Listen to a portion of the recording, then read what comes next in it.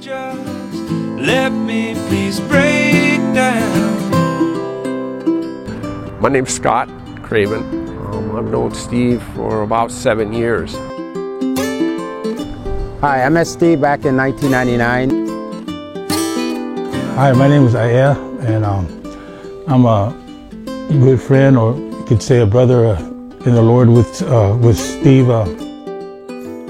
Hi, I'm Stephen Whitney. I'm a program support clerk for the PTSD program at Tripler Hospital. Break on down.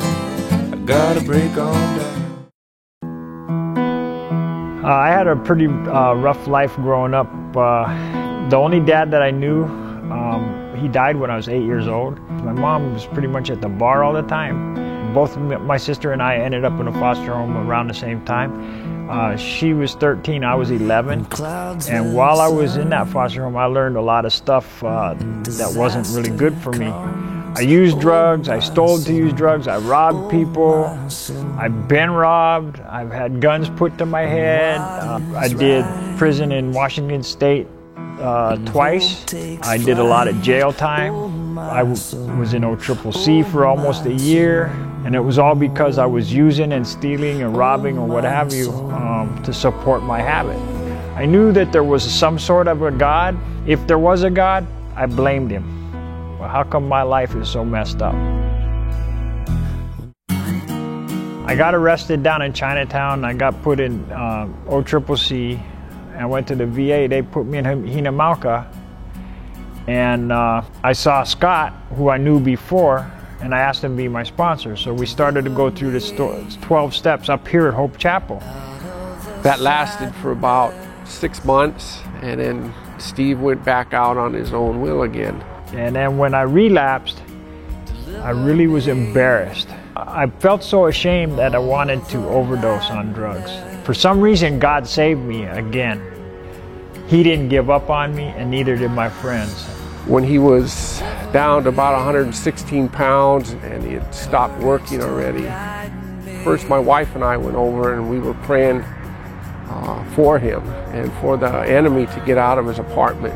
I opened up the door and I looked at them both, and I just looked at them and I said, you know, I like die. And I shut the door on them. And then I think a day later, Bobby, Aya, and Scott showed up at my door.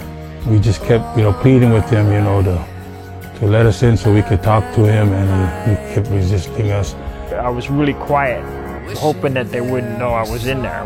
Incidentally, Steve had a friend in the house with him who was they were into their addiction, and we proceeded to pray. Bobby opened up the louvers on my windows. And the three of us were praying through this jealousy window into his apartment. We had gotten them open, and we started just, sharing the love of Christ with him, sharing the love of the fellowship of Narcotics Anonymous with him. And we just prayed for the enemy to leave and for Steve to hit a place where he could start trusting us and asking for help. And I'm like, go away already. And after we got done praying, we heard his friends say, boy, I wish I had friends like that. And finally, he agreed to, if we come back in an hour, that he would let us in. Because at that time, I was still using the drugs that I had. And I was hoping that I would die before they got back. And finally, that friend left, and Steve opened up the door, and we proceeded to go in and tell Steve that we understand how he's struggling in his addiction, but we're his friends, we love him. I've been in hiding.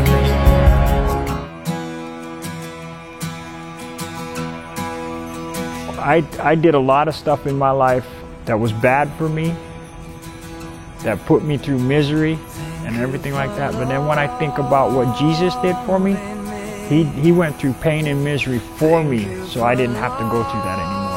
Now I know that I have to search his word to get more understanding and to build a relationship with him, because if I don't do it that way or have a relationship, then I'm back to the same way I was.